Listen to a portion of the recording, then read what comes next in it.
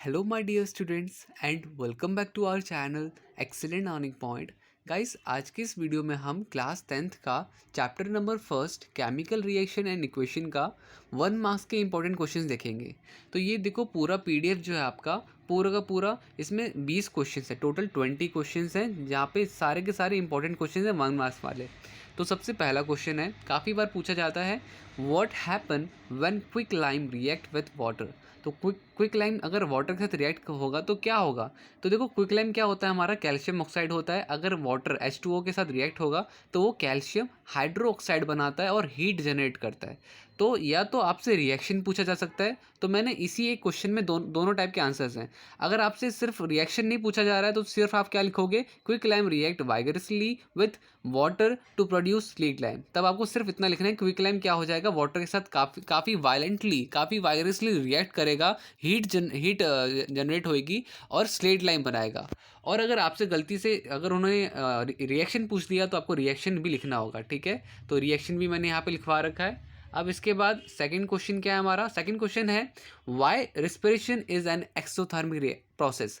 तो रिस्पिरेशन को exothermic process क्यों कहते हैं। तो यहाँ पे आपका सिंपल सा 1 मार्क्स का क्वेश्चन, तो काफ़ी ज़्यादा बड़ा आंसर हमें नहीं लिखना है इसका। हमें लिखना है respiration is an exothermic process because energy is release in this process. तो क्योंकि एनर्जी यहाँ पे रिलीज होती है इस प्रोसेस में। इसके बाद हमारा तीसरा क्वेश्चन है, when ferrous sulphate crystal are heated. अब बच्चों, फेरस सल्फेट को जब हीट किया जाता है तो कौन सी गैस इन्वॉल्व होती है। देखो, यहाँ पर 3 टाइप के क्वेश्चन पूछे जा सकते हैं कि बताओ कौन रिएक्शन। सबसे पहला हो सकता है रिएक्शन पूछा जाए, हो सकता है आपसे पूछा जाए गैसेस, और कभी कभार इसका बैलेंस इक्वेशन करने को आता है, ठीक है। तो देखो यहाँ पर क्या, फेरस सल्फेट को जब हम हीट करते हैं तो फेरिक ऑक्साइड बन जाता है, और सल्फर O2 मतलब कि SO2 और SO3, तो ठीक है, सल्फर डाइऑक्साइड और सल्फर ट्राइऑक्साइड बन जाता है हमारा। तो बेसिकली यहाँ पर अभी हमारा क्वेश्चन पूछा जा रहा है कि कौन सी गैस इन्वॉल्व होती है, तो हमारा यहाँ पे आंसर होगा SO2 and SO3 gas involve. तो ये हमारा आंसर हो जाएगा थर्ड क्वेश्चन का। इसके बाद क्वेश्चन नंबर फोर्थ है, right the chemical name and formula of quick lime. तो हमें केमिकल नेम, क्विक लाइम का केमिकल नेम क्या होता है, कैल्शियम ऑक्साइड होता है। केमिकल फॉर्मूला क्या होता है, CaO होता है, ठीक है। इसके बाद question number fifth, how will you detect the presence of carbon dioxide involve during reaction of decomposition limestone. तो अब आपसे बोला जा रहा है कि अगर हम ये लाइमस्टोन जो हमारा कैल्शियम कार्बोनेट है, इसको हम डिकम्पोज करते हैं, हीट डालने के बाद डिकम्पोज करते हैं, तो क्या बन जाता है, कैल्शियम ऑक्साइड और CO2 हमारा जनरेट होता है। तो अब आपसे पूछा जा रहा है कि CO2 के प्रेजेंस को हम कैसे डिटेक्ट करेंगे। तो हम CO2 को अब यहाँ पे लिखोगे, presence of CO2 can be detect by passing it through lime water which turn milky. तो अगर आपका CO2 गैस होगा तो वो लाइम वाटर में पास करवाएंगे हम उसको। अगर वो मिल्की टर्न होता है तो हम ये समझेंगे कि वो हमारा क्या है, CO2 गैस है, ठीक है। इस तरह से हम उसके प्रेजेंस को, ये बातें उन बच्चों को समझ में आ रही होंगी जिन्होंने कभी ये चैप्टर पढ़ा भी है। अदरवाइज जिनको नहीं पता तो बच्चों, फिर आपका बस यही है कि आपको अगर पास होना है तो आप रट्टा लगा लेना, इन क्वेश्चंस को लर्न कर लेना, तो भी आप पास हो जाओगे। अच्छा, इसके बाद देखो, give an example of thermal decomposition. Thermal decomposition मतलब कि हमें ऐसा रिएक्शन दिखाना है, ऐसा डिकम्पोजिशन रिएक्शन दिखाना है जिसमें हीट जनरेट होती हो। तो यहाँ पर देखो, हमारा कैल्शियम कार्बोनेट हो जाएगा यहाँ पर एग्जाम्पल, क्योंकि कैल्शियम कार्बोनेट जो होता है इसमें हीट डालने पर हमारा कैल्शियम ऑक्साइड और CO2 बन जाता है। इसके बाद क्वेश्चन नंबर 7 है, with when lead nitrate is heated fume और gases of which colour is observe. तो बच्चों, जब लीड नाइट्रेट हमारा हीट होता है तो देखो आपका ना येलो कलर का एक सॉलिड आपका बनता है, ठीक है, लीड मोनोऑक्साइड, और नाइट्रोजन ऑक्साइड आपका क्या कहते हैं होता है। तो यहाँ पर आपका आंसर क्या होगा कि जो गैस है वो किस कलर की होती है, तो आप लिखोगे lead nitrate release nitrogen dioxide which is brown in colour. कौन से कलर का होता है, ब्राउन कलर का होता है, ठीक है। यहाँ पे 7th का आंसर आपका क्या आ जाएगा, ब्राउन कलर या ब्राउन फ्यूम। इसके बाद क्वेश्चन नंबर 8 में है, what change of colour is observe when white silver chloride is left expose to sunlight. तो वाइट सिल्वर क्लोराइड जो है आपका AgCl, वो क्या होता है, किस कलर में हो जाता है, तो आपका सिंपल सा आंसर है ग्रे कलर में कन्वर्ट हो जाता है। तो आप यहाँ पे लिखोगे, when silver chloride is left expose in sunlight it is formed white to grey, ठीक है। इसके बाद question number 9, which reaction is use in black and white photography. तो डिकम्पोजिशन रिएक्शन, ठीक है, यहाँ पे हमने एग्जाम्पल भी दे दिया, डिकम्पोजिशन रिएक्शन में ऐसा होता है, ठीक है। इसके बाद देखो यहाँ पर क्या है, जेड जिंक कॉपर सल्फेट जो है वो चेंज होकर के कॉपर जिंक सल्फेट और कॉपर हो रहा है। तो in this reaction which metal is more reactive, zinc और कॉपर। तो यहाँ पे देखो आपको पता चल रहा है ना, जिंक जो था उसने कॉपर को डिस्प्लेस कर दिया। ऐसा तभी होता है जब एक एलिमेंट आपका दूसरे से ज़्यादा रिएक्टिव हो। इसका मतलब जिंक जो होगा ज़्यादा रिएक्टिव होगा ना, तो यहाँ पे आप आंसर में लिखोगे zinc is more reactive metal than copper because zinc displace copper bye it's salt solution. इसके बाद आपका question number 11, give an example of double displacement reaction. हमें एग्जाम्पल बोला जा रहा है तो आप कोई सा भी एग्जाम्पल लिख सकते हो, मैंने ये वाला एग्जाम्पल लिखा हुआ है।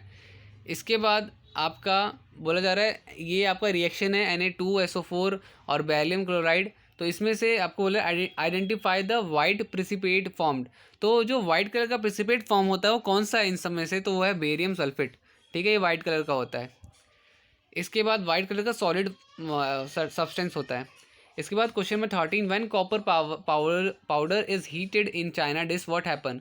तो देखो कॉपर पाउडर जो होता है ना वो बेसिकली ब्राउन कलर का होता है, और जब आप इसको ऑक्सीजन में हीट करते हो, एयर के कांटेक्ट में हीट करते हो, तो ये क्या हो जाता है, ब्लैक कलर हो जाता है, कॉपर ऑक्साइड बन जाता है ब्लैक कलर का।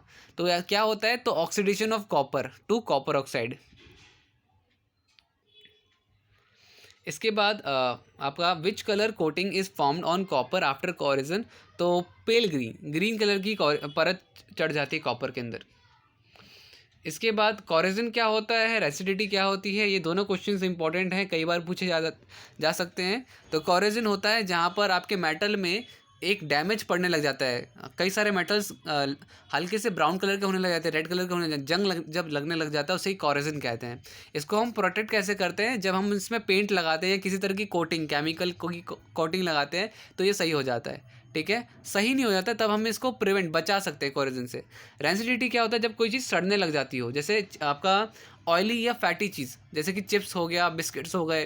ठीक है, इनको अगर आप बाहर रख दोगे तो कुछ देर बाद ये मतलब कि ना एकदम सिज जाते हैं, मतलब जो भी हम सब कहते हैं ना, जैसे मुलायम से हो जाते हैं। तो rancidity is the development of unpleasant smell, और इसमें कई अजीब सी स्मेल आने लग जाती है, तो इसे रेंसिडिटी कहते हैं। ठीक है, इसके बाद which gas is flushed in bag of chips. बच्चों चिप्स के अंदर कौन सी गैस होती है जो कि चिप्स को ख़राब होने से रोकती है, तो वो है आपका क्या कहते हैं, नाइट्रोजन गैस। ठीक है, इसके बाद question number 18, which substance are added to fatty and oily acid to prevent oxidation.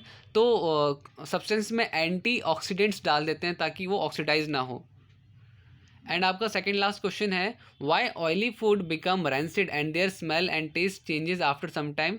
तो ऐसा क्यों होता है, तो ऐसा ऑक्सीडेशन की वजह से होता है। ठीक है, तो यहाँ पे आप लिख सकते हो, या तो आप इसका आंसर ये लिखो या तो इसका आंसर आप ये लिखो, दोनों ही सेम आंसर है। आखिरी क्वेश्चन है आपका, why magnesium ribbon is clean before burning. तो magnesium ribbon should be cleaned with sand paper before burning in air to remove magnesium oxide which may prevent or slow down the burning of magnesium ribbon. ठीक है, तो होता क्या है कि magnesium ribbon को हम क्लीन करते हैं, उसको बर्न करने से पहले क्लीन इसलिए करते हैं क्योंकि ना मैग्नीशियम के अंदर एक लेयर चढ़ जाती है, मैग्नीशियम काफ़ी टाइम तक बाहर रहता है, जिस वजह से उसमें एक लेयर मैग्नीशियम ऑक्साइड की चढ़ जाती है, उसको हमें सैंड पेपर से साफ़ करना होता है ताकि वो जब हम बर्न करें तो हम आसानी से उसे बर्न कर पाएँ। अब यहाँ पर देखो हमारा क्वेश्चन तो ख़त्म हो गया। अगर आपको ये सारी वीडियो अच्छी लगी तो प्लीज़ सब्सक्राइब करना, बिकॉज इससे मुझे मोटिवेशन मिलती है आपके लिए ऐसी वीडियोस और बनाने के लिए। और बताना ज़रूर, जैसे 1 मार्क्स का बनाया है ये वाला चैप्टर का, तो ऐसे ही सारे चैप्टर्स के मुझे बनाने हैं, तो प्लीज़ कमेंट करके ज़रूर बताना। और ये जो आंसर्स हैं काफ़ी सिंपल लैंग्वेज में है। सिंपल लैंग्वेज का मतलब ये नहीं कि आपको ये अगर आप एग्ज़ाम में लिखोगे तो आपके मार्क्स कट जाएंगे, सारे अच्छे हैं, तो आप इसे लर्न ज़रूर करना। और चलो मिलते हैं, तब तक के लिए bye bye and take care.